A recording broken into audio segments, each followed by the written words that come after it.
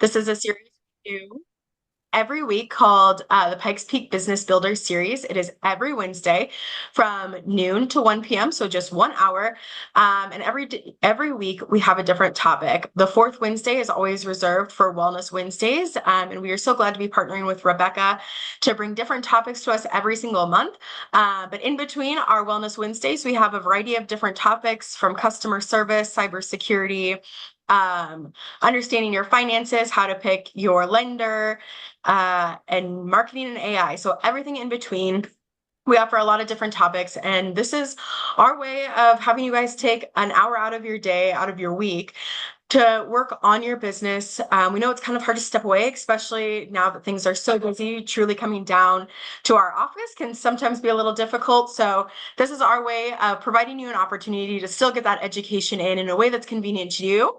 It is over the lunch hour, so please feel free to eat, snack on your food, whatever you need to do. I know we had someone who was in the car earlier. If that's what this hour looks like to you, please join in whatever capacity you can.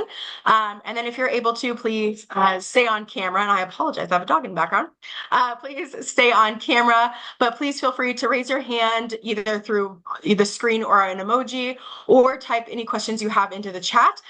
Rebecca and Lang will be taking this away today, but please feel free to answer or ask any questions throughout. We will leave time at the end for some questions, but if something isn't making sense or you want a question answered before the end of the hour, please just throw it in the chat and we'll make sure to address it. Otherwise, that's all you have from me today. I am so excited for today's topic, and we will go ahead and turn it over to Rebecca. Hey, everybody. Thanks so much, Lauren. Thanks for kicking us off. Thanks for everything you do at the SBDC to help us small business owners in the Pikes Peak region. Everyone, my name is Rebecca Hawkins. I'm the founder of Regenerative Workplaces, which is a local business that does burnout coaching and support for small businesses to help root out the systemic burnout in their businesses as well as in themselves. But I also advise for the SBDC on mental health and workplace culture, and I get to curate amazing speakers and topics for this monthly Wellbeing Wednesday series. And I'm so excited today to introduce you to my friend, Lang Netzler. Lang is an internationally recognized speaker, a Splunka therapist, and a somatic trauma release and acupressure therapy practitioner.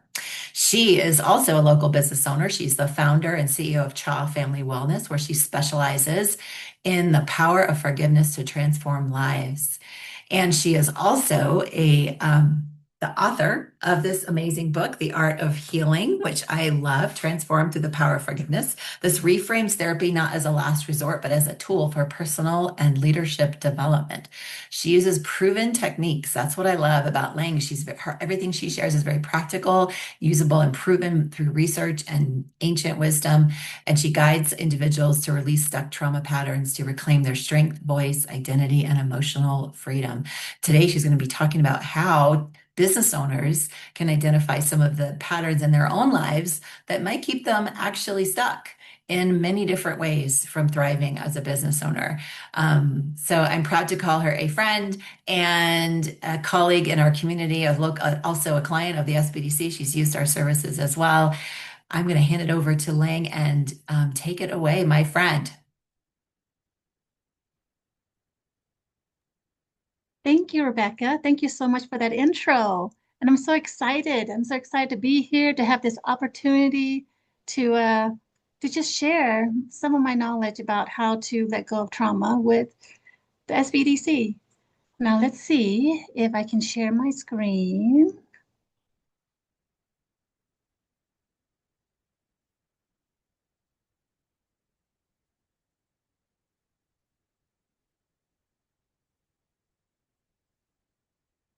All right. Can you guys see my screen? Yes? Okay. I see head nodding, so I take that as a yes. So we are going to talk about people pleasing today.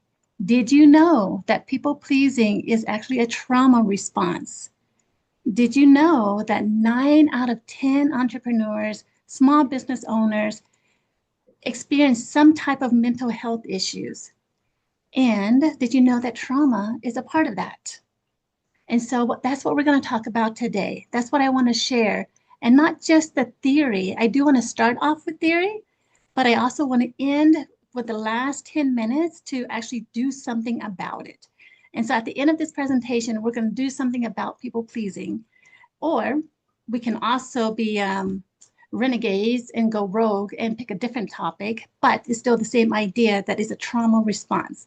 So at the end, we're going to break one trauma response. And right now, my goal is on breaking people pleasing for all the entrepreneurs out there. And so I want to start with what is trauma. I'm pretty sure everyone has some type of idea what a trauma is. And I do want it to be interactive. So it's okay if you guys raise your hand, if I ask a question like, what is trauma? And then you unmute yourself and say, oh, I want to share my definition of trauma. That would be great too. So it is very interactive. I would love for it to be interactive, and I'm okay with it being interactive. So let's go with trauma. Trauma, this is the official definition. Trauma is an emotionally disturbing or life-threatening event that overwhelms a person's ability to cope, to lead, and has a lasting adverse effects. And the adverse effect can negatively affect the person's whole entire being, their mental health, physical health, emotional health, social well-being, spiritual well-being. And it can come from all types of ways, because people tend to, when they think about trauma, they think about the big T. Have you heard of little t and big T trauma? The big T trauma is the one that people relates to what is a trauma. Like if you're going to a war zone, if you have a massive car accident or in a massive car accident, if there's a natural disaster. So these are the ones that we associate, oh yeah, that person has trauma. But then there's the little one. So going based on the definition, if it's emotionally disturbing and has a lasting effect, think about that. That goes into the category of the little t trauma. The little t trauma that no one thinks about, that no one links that to traumatic event, that they link to as, oh, that's something that's affecting me and my behavior and my belief system and my personality. And little t trauma can be something like you've been neglected by mom and dad all your life, your childhood, or you feel like nobody makes you feel important, that you don't feel important in this world, or that you feel abandoned, or that you feel like you cannot speak up, that when you speak up, when you were little, nobody listens. Therefore, that is part of your belief system that I shouldn't speak up. So something like that is also a trauma event, a traumatic event, and it can cause a trauma response. So, but I want to go back to this slide. This is my family. I just want to have to lift up my family because they're the one, my mom and dad are the reason why I'm doing what I'm doing today. So just a little small spiel on my parents. I was born in Cambodia, and I was born during the genocide, the Khmer Rouge regime, where 3 million people died.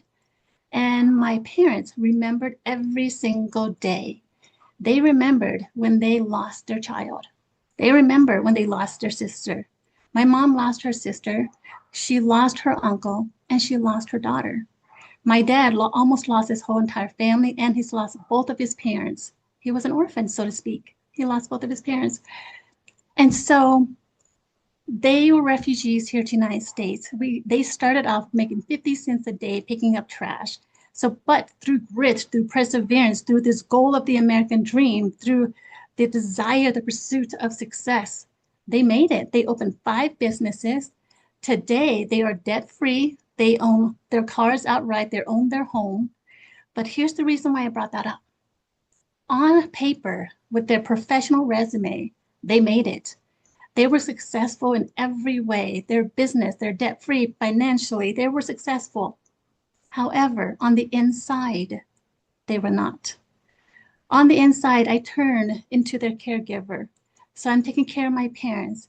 And every day I'll be wondering, what is the pain today? My mom had a spinal decompression surgery, but even after the surgery, she's still in pain.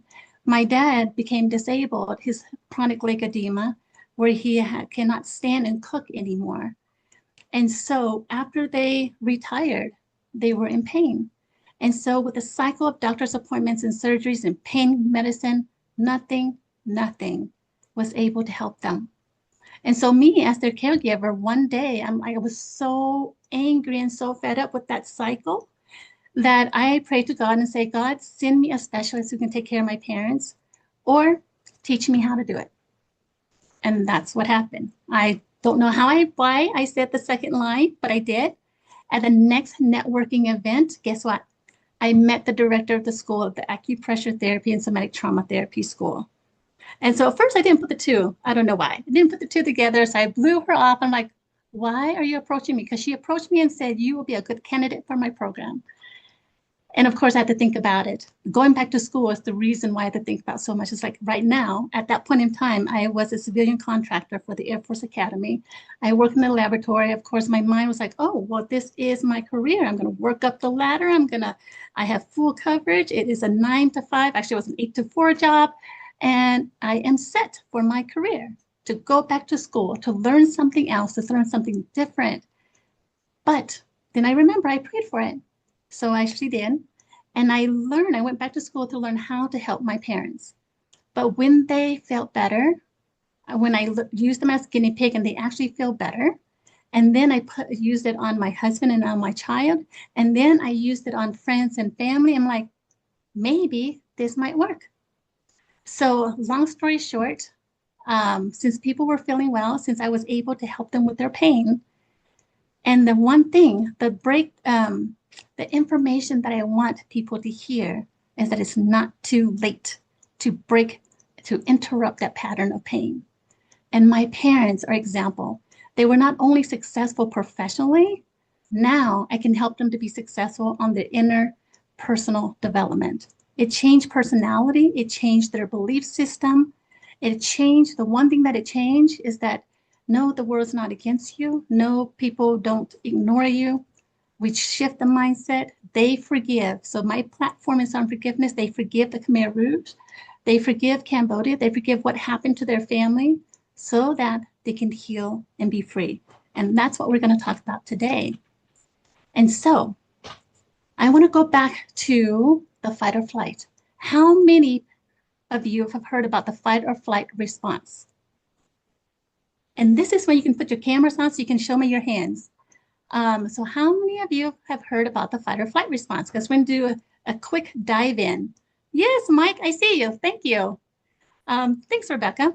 So let's do a quick dive down to the fight or flight response. We're going to do a quick history. In 1915, that term was coined by Walter Cannon, 2F. So back then it was only 2F, fight or flight. That's it. Fight. Very self-explanatory. The person, when they feel a threat, they want to fight and protect themselves. They're very confrontational. They're very aggressive. They are risk takers. They can be demanding, but that is the fight characteristics. Now, if they don't want to fight, they will flee or flight. They would avoid the danger. They would, and it would manifest as workaholic tendency because they're escaping something to work. So that was just an example. So fight or flight. The next one, then in 2009, people were saying, you know what? Just two response? That is not enough. The human body is so complex that fight or flight is not enough to describe the possibility of a person response to threat. And so in 2009, Stephen Porges gave the word freeze, which is immobilization or disassociation, spacing out, losing time. So now we got fight, flight, or freeze. So three of them, 3 Fs. However, in 2014, go again. Human is so complex. 3 was not enough. Let's get a fourth one. Fourth one is fawn. Pete Walker introduced the word fawn to us, and that's when we are just people pleasing. We're just approval. We cannot say no to people, which makes them, and then it creates a personality that can be exploited. So fawn is the 4th F. But guess what? You guessed it. 4 was not enough. So let's go to 5. So in 2017, we got the 5th F, which is flood. That is when the emotion flood the person so much that they cannot do anything, that exceeds their capacity, and that they just in a ball of mush. They can't do anything else. 5. That's the 5th F. But of course, human. So the more they study, the more it's like, man, we can't just do 5F. Let's add another one. 6F. Now we're just going to go to all the F's. So in the 6th F, we got fatigue, which means the same thing as flop, which means the same thing as faint. So that person is so exhausted, so tired, so sleepy, and disassociation is still there, and numbing and shut down. So basically, they shut down. This is the 6th F in 2017. Okay, any questions so far on the 6 Fs? So I have a question for you. Which F are you? There were 6 of them for you to choose from. But here's the thing. The dictionary has 5,000 F words in the dictionary. You can choose whichever F words you want. And so in addition to that, because we are so complex, not one captures everything. So think about this. Which one's your primary F? Because we have secondary personality trait, we have tertiary behavior traits. So the primary one, so think about yourself. So when there's a threat, when you feel like you're not safe, which F dominates or gets you to react that same way the most? That is the F that you are. So which one? So I'm going to help you pick. Let's go. So fight. How many people choose fight? How many people believe that fight is their primary response? Anyone? You can come back on the camera, or you can put it in the chat to see which one. Mike put in the chat. This is me. I think he's a fighter. I kind of fight or I fawn, I think. Okay. And then the second one, flight. Who's a flight? Who flees? Who says, nope, I am not fighting. I am running away. And then there's freeze. Who's freeze? So let's go to the fight. Okay, so if you're a fight, so you tend to be a high achiever. So this is the manifestation of the personality or the behavior. If fight tends to be your go-to response. So for fight, that person can be over control, perfectionism, micromanagement, risk-seeking, workaholic, hypervigilant, anxiety, social withdrawal. So these are the characteristics, the behavior of those who fight. Now let's go to flight. If you tend to flee and run away, risk avoidant, chronic worry, because you're always worrying, catastrophic thinking, always going to the worst case scenario, procrastination, fear of getting things done. How about freeze? Now freeze, if your primary response, there are imposter syndrome that can be in your behavior, indecisiveness, analysis paralysis, chronic self-doubt, perfectionism as well, and ruminating on past events. What about fawn? Now, fawn is what we're going to talk about later on or in a couple minutes, because when fawn, people-pleasing tends to be the manifestation of the behavior, over-promising, not able to say no, codependency, hard to maintain boundaries. So when we break people-pleasing, we increase your ability to create your boundaries and say no. Flood.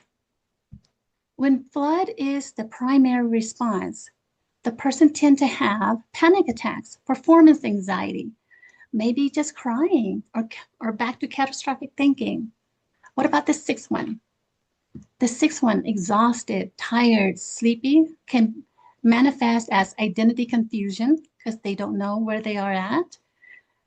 And their identity is attached to their success, low self-esteem. And so out of the 5,000 words in the dictionary, if your first response was the 4-letter words, then that means it's time to go see a professional therapist. However, if you're able to identify and able to say, hey, this is my primary response, this is what it is, and be able to look at it, and and your mind will help you to start changing it. Okay. So we talk about the 6 F. I want to jump over and talk about the seventh F. Mhm. The seventh F that transformed them all. Any guesses? Anyone who wants to guess what the seventh F is? And then I'm going to reveal it in 3, 2, 1. It is forgiveness. Yes, yes, I know. I know. You're probably thinking, no, because there's so many myths out there about forgiveness. Something like, I do not want to condone. Why am I forgiving them? They hurt me. If I forgive them, that just enables them to do that even more. So all those myths out there, they're all lies, because forgiveness is for you, not for them. And so forgiveness, believe it or not, forgiveness can help start the healing process for all of these 6 Fs or any of the Fs that you choose as your first response. Okay? But today we are focusing on people pleasing. Unless out of all this is there's perfectionism, if I can say that word, perfectionism, hypervigilant, anxiety, social withdrawal, imposter syndrome. I have that for another presentation that we can do to break imposter syndrome, especially for small business owners. Analysis paralysis. So forgiveness can break every single one of these Fs, every single one of these behavior patterns. And if you want to learn more about that, you can always contact me and I will tell you how. But we are going to do a little exercise. If you guys are ready, we can do a little exercise to break people pleasing right now, today. Say, who is ready to break people pleasing? Anyone ready? Anyone want to do this with me, or am I going to do this alone? I've got some thumbs up here for sure. Okay. Awesome. Hey, can And we talk for just a minute before we jump into the exercise? I have a question for you, Lang. Yes. And maybe anyone who wants to answer this or talk about this can come off of camera too or mute.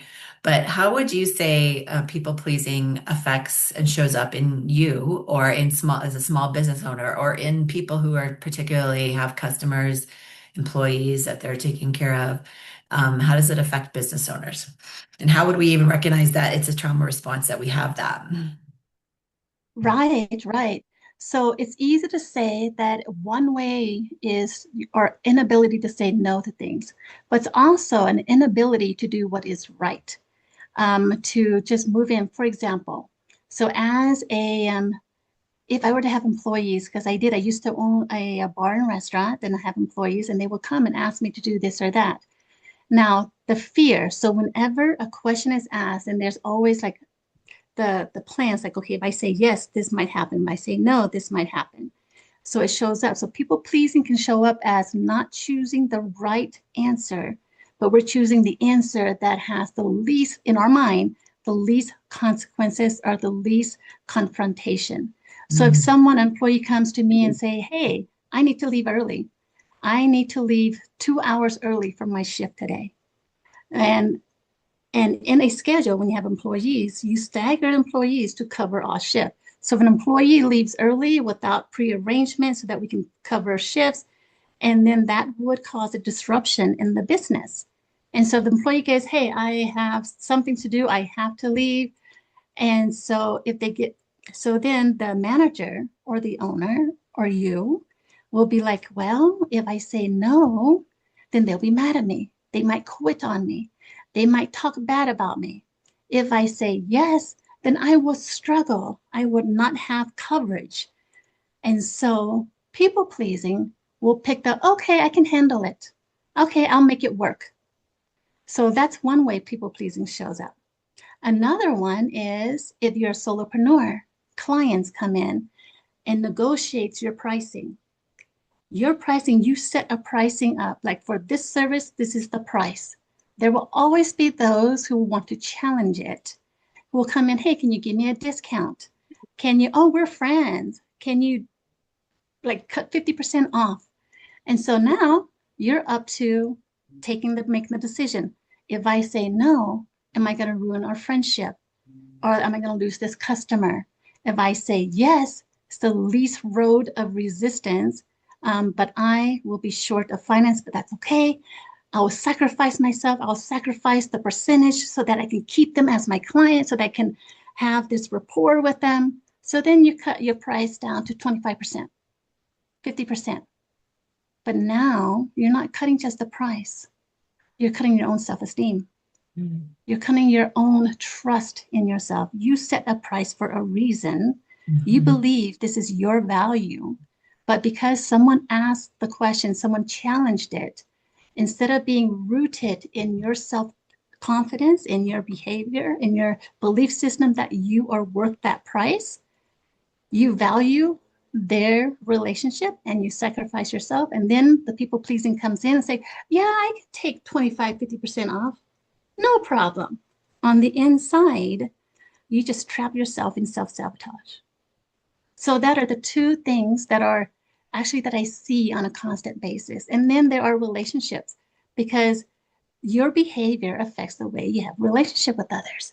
And so when you have a stronger boundary, say, no, this is my price. No, this is what the schedule was set up to be. This, we just need to follow this. Can you tell me, can you help me to find someone to replace you? Or how about this? Can we make a payment plan? Instead of 25% off or 50% off, can we do a payment plan instead? But sometimes the brain is in fear mode and is not able to troubleshoot and have a different alternative route that does not sabotage the self and that does not destroy the relationship. But at that moment in time of fear, the people pleasing is stronger than anything else and makes you pick a decision that you might regret later. Hmm. Thank you. That's super helpful. I can definitely see that in any way, in any area where we are as business owners kind of putting ourselves last. Which, Yes. gosh, raise your hand if you put yourself last in your business. So thank you. Very helpful. So, yes, yes, yes. So, here's the reason why I call it a prison. Because when you're people pleasing, it looks like kindness on the outside, but you actually start creating bars on your own self confidence, one yes at a time. And it's creating a prison inside of you. And people pleasing is a fear wearing a smile. It is one of the most socially rewarded behavior, but also the most self destructive behavior. And there is a study that 70% of people with people pleasing tendency reports chronic anxiety. And then they report resentfulness. And then they create this thing inside of them that just hold on to them. And they're not only resenting the person they said yes to, but then they're also resenting self. And so nearly all of them has described an exhausting sense of never being fully, authentically seen because they, their action, making a prison that they are hiding behind their true self. So, because how can anyone truly see you if you spent years making yourself invisible and always saying yes? So this is what we're going to break. So everyone, the hand. This is what I am telling people, that this is the original healing app, your hand. In East medicine, in Eastern world, they use the hand for acupressure, for acupuncture, for massage. The hand is the original app for healing. And today we're going to take advantage of something called the acupressure point of forgiveness. And we're going to tap on that acupressure point of forgiveness to release people pleasing. Now, this one little tap will not release the whole entire thing, depending on how deep people pleasing is inside of you, but it will start the journey. And I hope this presentation will start the journey of healing from people pleasing, start the journey to think about what is self-sabotage, what is my boundary, what is my first response when I feel there's a threat. So just to help you think along that route. But right now, we're going to do a tapping, and the forgiveness tapping for people pleasing for others is on the pinky. So we're going to go to the pinky, the nail edge right here. You're going to use the pad of your index finger to tap right here. Now, can you see my finger? Okay. So here's the thing. So for people pleasing, so in the example that I gave, in the example of the small business owner and the client negotiating the price. So let's take a deep dive. Who is being affected and how?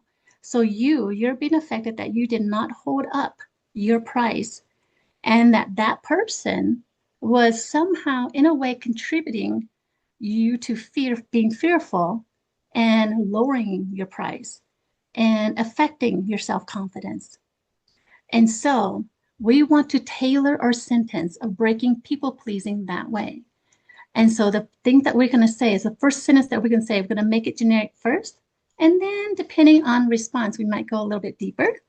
And so the first thing that we're going to say, we're just going to make it generic by saying, and you guys say it with me. And yes, you do have to confess it out of your mouth. Because when you say it out instead of just holding it in, because we're talking about suppressed emotions. So one of my taglines is suppressed emotions manifest as pain. So we don't want to suppress people pleasing. We want to get it out. So therefore we have to confess it out. Okay. So now we're going to say, I forgive client. So if there's a real client in your life, or there's some person in your life that's people pleasing, that's contributing to your people pleasing, you put their name in there. And yes, you do have to say it out loud. So I'm going to say client C because I don't want to say the whole name, but I know who I'm talking about. So I'm saying client C, okay?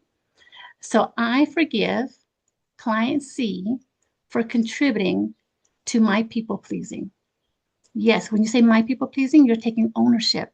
In order for you to release something, you have to acknowledge that you have it. 2 more times. I forgive client C for contributing to my people pleasing. 1 more time. I forgive client C for contributing to my people pleasing. Now, when we are tapping, we are negotiating with the subconscious mind. We're negotiating with the mind, body, and spirit to forgive people pleasing with client C, with this person, all right now. So now we want to show that we end it. So we want to say, okay, meeting adjourned. So you're going to tap this part right here. It's called a demarcation point, but it's the karate chop point as well. So we're going to say tap it 3 times. 1, 2, 3 to close it. And in my client setting, we will do this more than 3 times, depending on how deep it is inside the person's body, inside the person's childhood. And then they can feel, they actually feel a release from their body, that something released from them, and they feel relaxed. Now, what did you guys feel? Do you guys feel anything? So for me, I felt like, oh, yes. So my mind is less heavier. Rebecca, did you feel anything? Yeah, that's what I was going to say. I felt a weight come off my shoulders. Yeah, lighter. Nice, nice. So, any questions on people pleasing? You can either put in the chat, you can either email it to me later if you need time to process it, or if you're watching this, a replay, feel free to email it to me and say, hey, this is what I feel, or hey, this is what I have questions about this or that. So that is all I have for today for people pleasing. I just want to let you know this is what I offer. People pleasing, I offer that. So what we did was part of trauma therapy. I also offer acupressure therapy, craniosacral therapy, reflexology, light therapy, cupping. I put ethnic cupping there because I learned from my grandma, because this is what has been in the family. So that's why it's called ethnic cupping and ethnic washa. So now I'm ready for any questions. Thank you. And I'd love to hear from anyone else too who's here today that wants to, if you want to come off mute or put in the chat, other ways that you see this helping as far as how trauma shows up in your life as a business owner. All those, I often say, I feel like being a business owner is experiencing trauma on a daily basis because every single day that I show up as a business owner, I am facing insecurity, income insecurity. So financial insecurity, I'm facing approval needs from externally, like, are people going to choose me? I'm facing a lot of just general, market uncertainty, what's going to happen next, and choices. Where should I go next? Should I go to this networking or that networking? Should I market here or market there? Should I pick this or pick that? There's this constant like having to choose and find a path and a lot of uncertainty and a lot of options. And then am I going to show up and am I going to make my customers happy and my clients happy? And the imposter syndrome you talked about. So I know it shows up in a lot of different ways. For me as a business owner, I try to stay conscious of it. I'm curious how everybody else feels like trauma might show up for them in their business. And Sarah, I don't know, you're driving, but even though you're a trauma healer as well, how trauma shows up for you in your business. Right. Yeah, And so, big time for business owners for sure. And I am an actual fawner from complex trauma from my childhood. I fawn first, I freeze next. I'm a very, very high functioning fixer. So those are some of my other F words as well, function and fix while fawning, right? Fawning is the only one that's really going to show up in a relational situation. So even business owners who don't identify with trauma are going to, there's your little insecurities are going to show up in a very people pleaser kind of way. It might not necessarily be for safety, but it could be out of like scarcity. Like, well, if I don't take this client, well, if I don't, what's going to happen? I'm not going to be able to pay my rent. And it's like you can't trust yourself or the universe. You feel like the client has so much power over you, and that's where you start negotiating and making sure that they're happy. And obviously you want your clients to be happy, but it's different when you're, like Lang said, like sacrificing yourself. So this one's going to show up for a lot of business owners, whether or not they have trauma, whether or not they are a fight or flight or not, because the people pleasing is really to keep you have to keep people happy in your business settings, but you don't want to do it at the sacrifice of yourself. That's where it becomes that trauma response. So yeah, I think this is very, very good, very well done, because it's so important for us to take a moment to like self-identify and find that like self-awareness of how it is showing for yourself in your business in ways that maybe you haven't even recognized, you know? Yeah. Yeah, absolutely. Yeah, and what about you, Todd? If you can't come off camera, you're welcome to drop in the chat, like if there was an aha moment for you or a question you had. It is nice to know there's more than just fight or flight, right? There's a lot of different ways it shows up for us as threat. Yeah. I feel like that whole thing about functioning and what was the other one you said, Sarah? Functioning, and you had another one that I hadn't heard. There's so many. Fixing, yeah. And then the freeze, like Fixing. like Lang said, like with the fatigue, you can actually faint. I have watched people it's like the level beyond dissociation where they just actually faint. And then of course, like the possums do, the feigning death. So that's another one of the F words. You're not just frozen, you're actually starting, your body is preparing for death in that moment. And sometimes people are having physiological responses like feigning death as well, where their heart rate is actually dangerously dropping and they like the shock because they've been traumatized. Yeah. Yeah, there's so many great F words out there. Fixing. Yeah, that was the other one that you said that I was like, oh yeah, totally. I have to get everything done, get it done, get it done, get it done. Um, but I loved your quote, Lang, too, that people pleasing is fear hiding behind a smile. Because that's mhm. a reminder of that what's under all of these responses is fear. That's essentially all of these are ways that we're navigating the fear. And so naming that and recognizing that is a really powerful first step. I have a question. Is forgiving ourselves part of this is at some level too, Lang, as far as Yes, recognizing that we forgive ourselves for acting this way? yes. So in a clinic setting, we'll go through all that is involved.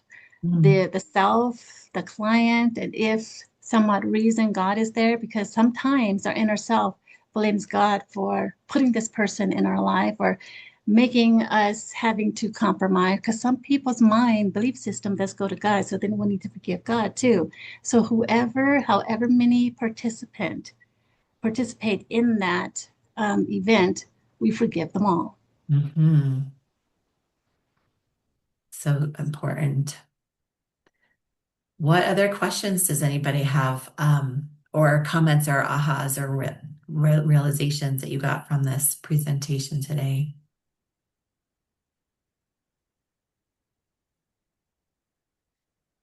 Well, thank you so much, Lang. Be sure to scan her QR code if you have a phone handy, if you want to contact her, ask her more questions, find out more about her practice. I'm going to share something else really quick. This is just for your information about what's coming up next from the SBDC Wellbeing Wednesday series.